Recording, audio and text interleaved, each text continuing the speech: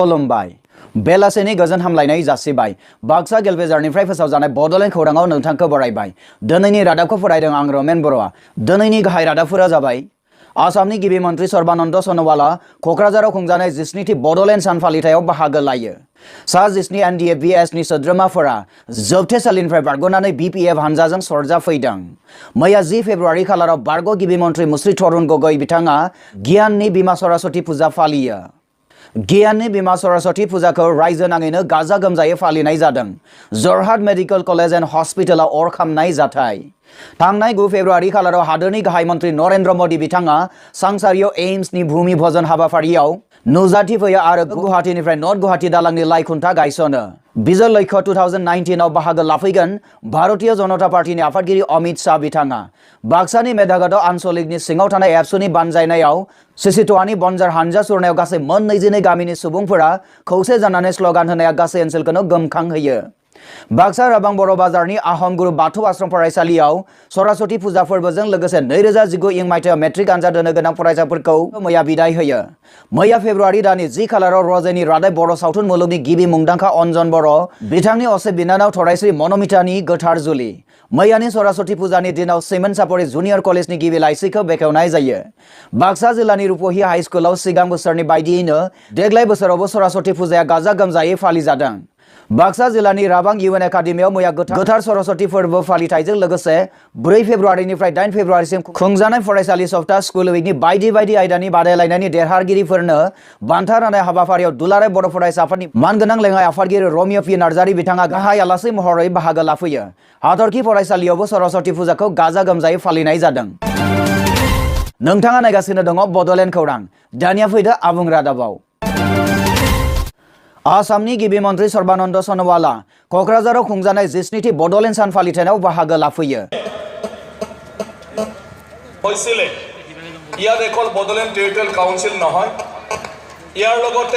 मैया 10 फेब्रुवारि खालाराव खुंजानाय 17थि बडलेण्ड सान फालिथायाव सन'वाल बिथाङा बाहागो लानानै बड'लेण्डनि गासै सुबुंफोरनो गाहाम हामलायनाय जासियो BTC-नि गाहाय हाग्रामा महिलारि मिनिस्टार्स प्रमिला रानी ब्रह्म चन्दन ब्रह्म रिहन दैमारी MP बिश्वजित दैमारी आरो गुबुन गुबुन मानगोनां सुबुंफोरा बाहागो लाफैदोंमोन गिबि मन्त्रि बिथाङा फालिथायारियै बड'लेण्डनि सा 20 मुंख्लं नखरफोरनो 5 लाख राङै अनसुंथाइ एक्स ग्रेसिया ग्रेन्ट्स राननानै होयो फालिथायनि बुब्लियाव गिबि मन्त्रि सन'वाला लिरगिरि मुस्रि जनिल कुमार ब्रह्म आरसार मुस्रि पल्लबी बर' आरो हारिमुआरि सिनायथि मुस्रिमा सुलेखा बसुमतारी मोननो बान्था होनायजों लोगोसे बरायो गावनि बिबुंथियाव बिथां सन'वाला बड'फा उपेन्द्रनाथ ब्रह्मनि बिहोमाखौ रायखाङो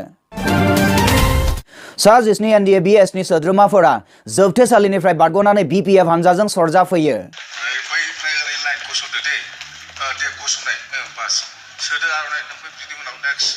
थांनाय 9 फेब्रुवारि खालारनि BPF-नि 4थि ट्राइएनुअल कनफारेन्सआव सा 17 NDA-BS-नि सोद्रोमाफोरा जोबथेसालिनिफ्राय बारग'नानै BPF हानजाजों सरजाफैदों सरजाफैनाय सा 17 NDA-B-नि सोद्रोमाफोरखौ आर'नाइजों बरायनाय जायो खौरां मोननाय बादिब्ला एक्स MLA हितेश बसुमतारी एक्स MCLA माखन स्वर्गियारि आरो ज्योति सालयाबो BPF-आव सरजाफैयो BPF-नि हेफाजाब होग्रा आरो दैदेनगिरि आरो मोजां हास्थायग्राफोरा खुंगा 4थि ट्राइएनुअल कनफारेन्स डेलिगेशन सिटिंआव बाहागो लाफैनाय नुनो मोनो ब्यूरो रिपर्ट बडलेण्ड खौरां मैया 10 फेब्रुवारि खालाराव बारग' गिबि मन्त्रि मुस्रि तरुण गगৈ बिथाङा गियाननि बिमा सरस्वती फुजानि बुब्लियाव बि बरुवा कलेज खन्दिकै ছোৱালী महाविद्यालय आरो कटन इउनिभार्सिटियाव नुजाथि हैनानै बिमा सरस्वतीनि गोथार आथिं सेराव आरज गाबनानै बोर बियो गियाननि सरस्वती फुजाखौ रायजो नाङैनो गाजा गोमजायै फालिनाय जादों खुलुमबाय सरस्वतीनि थाखाय गासैनिबो मोजां हामलायनाय जासिबाय आं बरमा हिनजावसा गोजौ फरायसालिनि फरायसा जानानै बाक्सा जिल्लानि बरमायावबो बरमा हिनजावसा गोजौ फरायसालियाव सरस्वती फुजा फालिनाय जादों दिनै गियाननि बिमा आइ सरस्वती गोथार सान बे गोथार सानाव आं बिथिंनिफ्राय गासै फोरोंगिरि समाज आरो गासै अनजल फरायसा समाजनि बे आंनि बिथिंनिफ्राय गाहाम हामलायनाय जासिबाय आसा फारिदों दिनैनि बे गियाननि बिमा सरस्वतीनि अनसायनायनि गेजेरजों जोंनि फरायसा समाज आरो फोरोंगिरि समाजा गियान आरजिनानै गोग्गो समाज जानो हागोन गोग्गो सोलोंथाइ गुन सोलोंथाइ लानायाव बयखौबो थुलुंगा होगोन बेनिखायनो आं बयनिसिमबो गाहाम हामलायनाय जासिहरबाय Jorhat medical college and hospital अर खामनाय जाथाय थांनाय रबिबाराव Jorhat medical college and hospital अर खामनाय जाथाया रोगी आरो जोथोनगिरिफोरखौ गालाय गुजाय जाहोयो JMCH नि स्पेशल केयर न्यूबॉर्न यूनिटआव अर नाङो होनना बेहाय खामानि मावग्रा सासेया फोरमायो मोब्लिबारि सुंद सोंखनथायनि थाखाय जादों होनना सन्देह खालामनाय जादों थांनाय 9 फेब्रुआरि खालाराव हादोरनि गाहाय मन्त्रि नरेन्द्र मोदी बिथाङा सांसारियाव एम्सनि भूमि पूजन हाबाफारियाव नुजाथि फैयो आरो गुवाहाटीनिफ्राय नर्थ गुवाहाटीसिम दालांनि लाइखुन्था गायसनो भारत माता की आजिर এই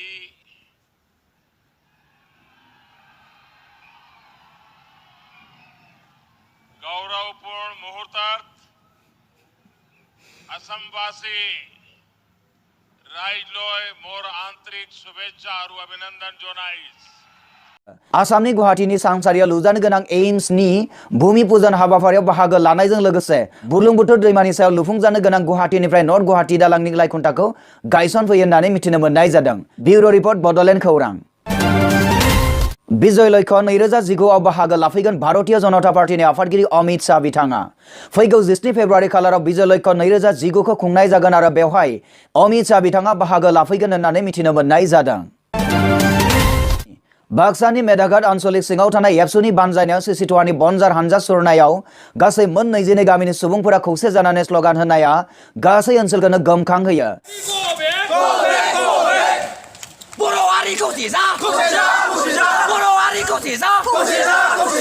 बे रादाबखौ जोंनिसिम दैथायहरदों बाक्सानिफ्राय देरहाग्रा बसुमतारी बिथाङा नोंथाङा नायगासिनो दङ बडोलेण्ड खौरां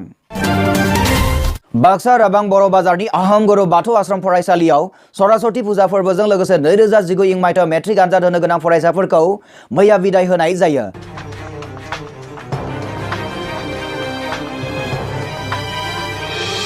बे बिदाय होनायाव फरायसाफोरा गाव गावनि फरायनायनि सोमोन्दै सुंद' बिबुंथि होयो आरो पारसेन्टखौ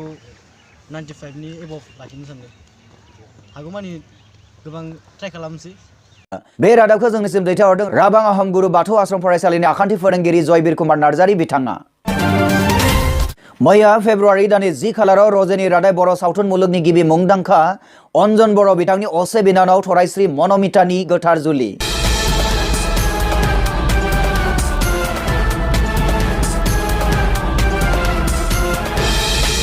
रैसुमै गोथार जुलिखौ मैया गाजा गोमजायै मेहेरगोनाङै थरायस्री मनमिताखौ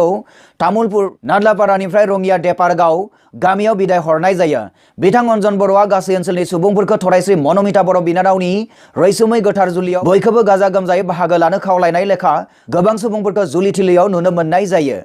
थरायस्री मनमितानि रैसुमै गोथार जुलिखौ मेहेरगोनां खालामनो थाखाय गोबां मेथाइ खनगिरि आलासिफोरबो बाहागो लाफैदोंमोन बर'नि आंगो बर' मेथाइ खनगिरि मुंदांखा बिथांमोना फैनानै मेथाइ खनफैदोंमोन बिथांमोननि गेजेराव फैनो हादोंमोन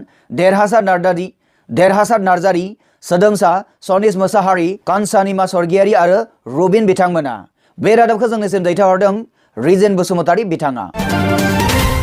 मैयानि सरासति फुजानि दिनाव सिमेन्ट सापरि जुनियर कलेजनि गिबि लाइसिखौ बेखेवनाय जायो मिथिनो मोननाय बादिब्ला 1994 मायथाइयावनो गायसनजानाय कलेजनि गाहाय नेहाथारि महत बसुमतारीनि दैदेननायाव गिबि लाइसि अनाजरि लाइसिखौ दिहुननाय जायो बे खामानियाव लोब्बा थानाय फरायसाफोर प्रियंका पेगु सन्तोष दुवारा बिथांमोना हेफाजाब होदों होनना मिथिनो मोननाय जादों सिमेन्ट सापरिनिफ्राय महत बसुमतारी बिथां बाक्सा जिल्लानि रुपहि हाई स्कुलाव सिगां बोसोरनि बायदियैनो देग्लाय बोसोरावबो सरस्वती फुजाया गाजा गोमजायै फालिजादों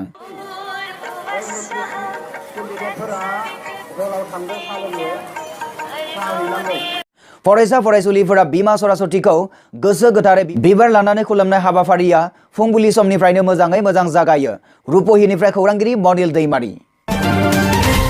नोंथाङा नायगासिनो दङ बडोलेण्ड खौरां बाक्सा जिल्लानि राबां UN एकाडेमिआव मैया गोथार सरस्वती फोरबो फालिथायजों लोगोसे 4 जानुवारिनिफ्राय 8 जानुवारिसिम खुंजानाय फरायसालि सप्ता स्कुलिंनि बायदि बायदि आयदानि बादायलायनायनि देरहागिरिफोरनो बान्था राननाय हाबाफारियाव दुलाराय बर' फरायसा आफादनि मानगोनां लेङाइ आफादगिरि रमिय पि नार्जारी बिथाङा गाहाय आलासि महरै बाहागो लाफैयो खौरांनिफ्राय मिथिनो मोननाय बादिब्ला बे हाबाफारियाव दुलाराय बर' फरायसा आफादनि लेङाइ आफादगिरि मानगोनां रमिय पि नार्जारी बिथाङा गाहाय आलासि महरै नुजाथि फैनानै फरायसा फरायसुलिफोरनि सिगाङाव सोलोंथाइनि सायाव बेसेन गोसा बिबुंथि लाखिफैयो रुपहिनिफ्राय खौरांगिरि मनिल दैमारी हाथरखि फरायसालियाव सरस्वती फुजाखौ गाजा गोमजायै फालिनाय जायो। फोरबोआव फोरोंगिरि फरायसा गासैबो बाहागो लायो।